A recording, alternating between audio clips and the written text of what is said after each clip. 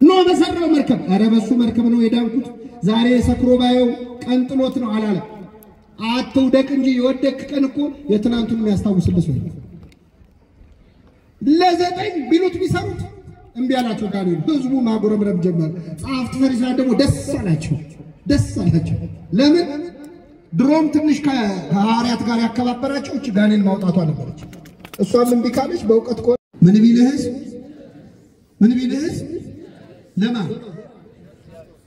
ለእግዚአብሔር ቢቻለስ ይባላል ለምን ቢቻለስ እንዳለ ታውቃላችሁ ደቀ መዛሙርቱ ካቃታቸው ያው መመራቸው ለነሱ ቢጤሩ ነው አሁን እኮ እግዚአብሔርን የምናስልቀው እኛ ስላቃተን እሱ የሚያቅተው እንዳይመስላችሁ መማር እኛ ነን ያቃተን ቢቻለስ ልጅን ፈውስልኝ አለ ቢቻለስ ትላለህ ለሚያምን ሁሉ ይቻላል አለ ይህ ሰውዬ ምን አለ አምናለሁ አለማመኔን እርዳው አለ እስቲ በሉ አምናለሁ አለማመኔን እርዳው ይህ ሰውዬ ያምናል አያምንም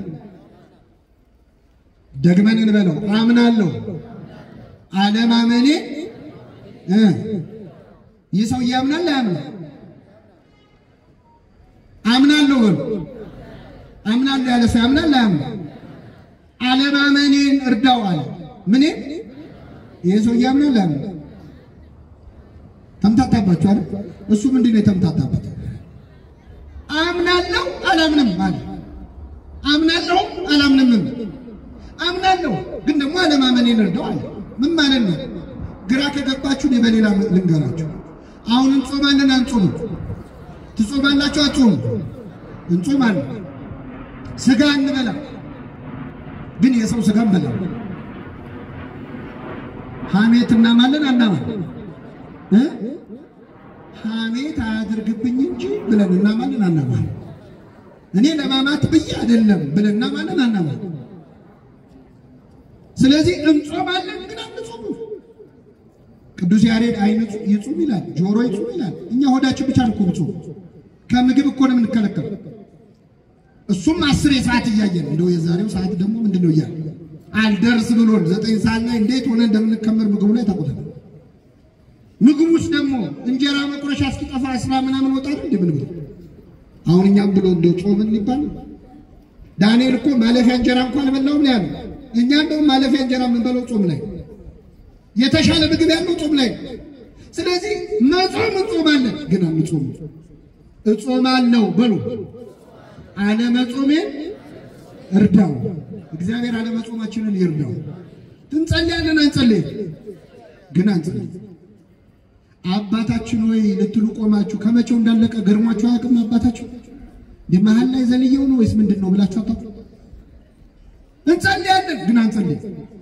የጸሎት መጽሐፍ ይዘን ቆመን እንጸልያለን ነው ግን አንዳንዴ ስንት ገጽ ቀብረው ብላችሁ ቆጥራችሁ አጣጡ ይሄ ገጽ እየጨመረ ነው እንደሚመጣው ብላችሁ አጣጡ እንጸልያለን ግን አንጸልይ እጸልያለሁ በሉስኪ አለ መጸለይ እርዳው ይሰው ይብናል አምናለሁ አለማመኔ አምናለሁ እንደምትችል ግን ደግሞ እምነቴ ምሉ አይደል ጎዶሎ ነው እምነቴ አምናለሁ አለማመኔን እርዳው አለ ይህን ጊዜ ክርስቶስ የማታምን ጠማማ ትውልድ ሆይ እስከ መቼ ድረስ ከናንተ ጋር ኖራለሁ አምጡት ልጁን አለ አመጡት ውጣ አለ ወዲያው ወጣ ልጁ ዳነ ጤነኛ ሆነ እግዚአብሔር የተመሰገነ ይሁን አሁን ህዝቡ ልክ ጋኔን ሲወጣ እንግዲህ ትሪቱ አልቋል ወደ ቤታቸው ሄዱ ማለት ነው ምንም የሚታይ ነገር የለም ሄዱ ተአምር የሚፈልግ ህዝብ እኮ ተአምር ከሌለ አይመጣም ሄዱ ሲሄዱ 9 ደቀ መዛሙርት ብቻቸውን ቀሩ እነዛ እንቢ ያላቸው ማለት ለዘጠኝ የተዋረዱ ኩምሽሽ ብለው ወደ ጌታ ለብቻቸው ቀረቡና ጌታ ሆይ ይህንን ጋኔን እኛ ልናወጣው ያልቻልነው ለምንድን ነው አሉት እኛ ልናወጣው ያልቻልነው ለምንድን ነው ብቻቸው ከክርስቶስ ጋር አገልጋዮች ካህናት ብቻቸውን ከክርስቶስ ጋር መሆን አለባቸው መጸለይ አለባቸው ጌታ ሆይ ለምን አቃተን ማለት አለባቸው ለምን አቃተን ስልጣን ሰጥተናል ፈውሱ ብለህናል አስተምራችሁ የሰውን ልብ መልሱ ብለህናል። እርኩስ መንፈስ ገስጹ ብለህናል። ሰጥተህናል ስልጣኑ። ለምን አቃተ? እኛ ልናወጣ አልቻልነው። ለምንድን ነው? የአገልጋይ ጸሎት፣ የካህናት ጸሎት ብቻቸው። ክርስቶስ መለሰላቸው፣ ስለ እምነታችሁ ማነስ ነው። ስለ ምናችሁ? አሁን እዚህ ላይ አንድ ነገር አስተውሉ ምዕመናን። ቅድም አምናለሁ አለማመኔን እርዳው ብሎ ያ ሰውዬ ሲናገር ክርስቶስ ምን አለ? የማታምን ጠማማ ትውልድ ሆይ ከእናንተ ጋር እስከ መቼ ድረስ እኖራለሁ ብሎ ሕዝቡን ወቀሰ ክርስቶስ። የማታምን ጠማማ ትውልድ አላቸው ሰውን ሁሉ። አሁን ደግሞ ደቀ መዛሙርት ለብቻቸው መጥተው ለምን እኛ አልፈወስንም ሲሉት ስለ እምነታችሁ ማነስ ነው። አሁን ይሄ ልጅ ጋኔን የያዘው ልጅ ያልዳነው በማን እምነት መጉደል ነው? በሕዝቡ ነው ወይስ በሐዋርያቱ? በሁለቱም። ሕዝቡንም ወቅሷል። የማታምኑ ጠማማ ትውልድ ብሎ እምነት ይጎላችኋል አለ ሕዝቡ። አንድ ሰው የማይፈወሰው በሁለት ምክንያት ነው። አንደኛው በታማሚው ሰውዬ እምነት መጉደል ወይ በሕዝቡ እምነት መጉደል፣ ሁለተኛ በካህናቱ እምነት መጉደል። ከሁለቱ በአንዱ አይፈወስም። ስለዚህ ክርስቶስ ሁለቱንም ወቀሰ። ግን የወቀሰው እንዴት ነው? ሕዝቡ ፊት ደቀ መዛሙርት ጋር አምጥቸው ልጄ እኮ አልተፈወሰም ብሎ ይሄ ሰውዬ ሐዋርያቱን ሲከስለት እኔ እኮ ስልጣን ሰጥቻቸው ነበር ግን እምነት የላቸውም አላለም ክርስቶስ። ክርስቶስ ካህኑን ሕዝብ ፊት የሚያዋርድ አምላክ አይደለም። አገልጋዮቹን ሕዝብ ፊት አያዋርድም። እኔ እኮ አጋንንትን ገስጹ ብያቸው ነበር እነሱ ግን እምነት የላቸውም፣ እንደው አንድ የሚረባ እኮ የለም ከነሱ ማለት አላለም። ሕዝቡን የወቀሰው። አሁን እኔ እዚህ ጉባኤ ላይ ቆሜ ዛሬ አባት የለም ምዕመናን፣ ዛሬ እረኛ የለም የሚል ስብከት ብሰብክ በጣም ብሶ ደስ ይላል። እንደው ልክልካቸውን ነገራቸው ካህናቱ። ክርስቶስ ግን እንዲያርጉ ያውቅ። ደቀ መዛሙርቱን ሕዝቡ ፊት አላዋረደ። ምን አባት አለ ለሚሉ ሰዎች መልሱ ምን ልጅ አለ? ምን እረኛ አለ ለሚሉ ሰዎች ምን በግ አለ? አንተ ጥሩ እረኛ በግ ከሆንክ እግዚአብሔር ጥሩ እረኛ መስጠት ያከተዋል?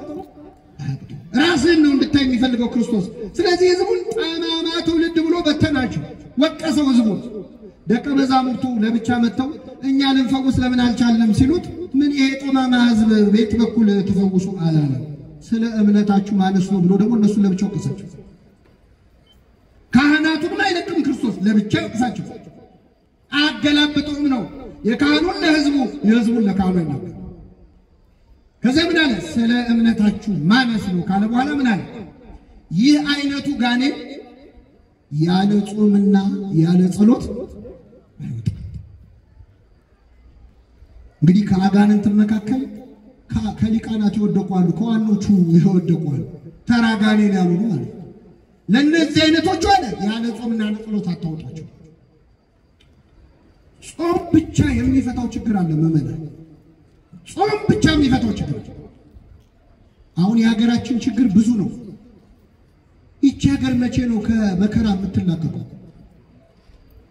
አባቶቻችን እየጾሙ ነው። በነገራችን ላይ ዛሬ አድዋ የተዋጉት እየበሉ አይደለም፣ እየጾሙ። ጾም ብቻ የሚፈታው ችግር አለ።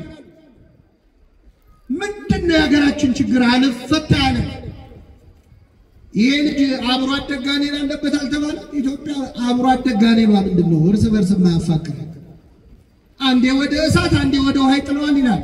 አንዴ እፍ ብለን እንፋቀራለን፣ አንዴ ደግሞ እንጣላለን። አንዴ በሰሜን አንዴ በደቡብ እንጣላለን፣ እንዋጋለን። መቼ ነው የሚያበቃው? ይህ አይነቱ ጋኔን ያለ ጾምና ያለ ጸሎት አይወጣም። መቼ ነው ያቺ ሴት 12 ዓመት ሙሉ ደም ፈሰሳት? የክርስቶስን ጨርቁን ነክታ ደሟ ምን ሆነ? ቆመ፣ ቀጥ አለ። የኢትዮጵያ ደም ስንት ዓመት ፈሰሰ መመናል? ስንት ዓመት ፈሰሰ? 12 አይደል? 22 አይደል? ስንት ዓመት ፈሰሰ የዚች ሀገር ደም? እንደው ከኛ መሃል የጌታን ጨርቅ የሚነካ ጠፋ ማለት ነው። በእምነት የሚጋፋ አይደለም። ሐዋርያቱ እኮ ሲጋፉት ነበር። ብዙ ሰው ሲገፋው ነበር። አንድ እጅ የነካው ነው ክርስቶስ የታወቀው። ኃይል ከኔ ወጥቷል ያሰኝ ከክርስቶስ ኃይል እንዲወጣ የሚያደርግ የእምነት እጅ ከኛ መሃል ጠፍቷል። እግዚአብሔር ከኛ መሃል በእምነት የሚነካውን ሰው ይስጠን። ይህ አይነቱ ጋኔን ያለ ጾም ያለ ጸሎት አይወጣም ማለት ምዕመናን። ይህ ልጅ ከልጅነቱ ጀምሮ ጋኔን ነበረበት። በጨረቃ ይነሳበታል። አንዴ ወደ ውሃ አንዴ ወደ እሳት ይጥለዋል። ይህን ትምህርት የምትሰሙ ምዕመናን ሁላችንስ በየግላችን አለቀን ያለ ጋኔን የለብንም? ርኩስ መንፈስ ማለት ብቻ አይደለም። አመል የለብንም ወይ? ሱስ የለብንም ወይ? ክፉ ልማድ የለብንም ወይ? እዚህ መሃል ሱሰኛ ያልሆነ ሰው የለም። ሲጋራና ጫት መሰላችሁ? መጠጥ እሱ ብቻ አይደለም፣ ኃጢአት የሚባል ሱስ አለ። ሁላችንም የኃጢአት ሱሰኞች ነን። ለምንድን ነው የማንላቀቀው? ወጣቶች ይሄ ልጅ በጨረቃ ይነሳበታል ይላል። በጨረቃ የሚነሳ ልማድ የለብንም? ማታ ማታ የሚጀምር ኃጢአት የለብንም? ማታ ማታ ሲመሽ የምንጀምረው ኃጢአት የለም? አንዴ ወደ እሳት አንዴ ወደ ውሃ ይጥለዋል አለ። ወደ ውሃ ወደ እሳት የሚጥለን ነገር የለምኛ? አንዴ ወደ መዝሙር አንዴ ወደ ዘፈን ይጥለዋል። አንዴ ወደ መጠጥ አንዴ ወደ ጸበል ይጥለዋል። አንዴ ወደ ቅዳሴ አንዴ ወደ ጭፈራ ቤት ይጥለዋል። አንዴ ወደ ሰዓታት ወደ ማህሌት አንዴ ወደ ኮንሰርት ይጥለዋል። ወደ እሳት ወደ ውሃ ይጥለዋል። በጨረቃ ይነሳበታል። አለቀን ያለ አመል አለ ሁላችን። ምንድነው መፍትሄው?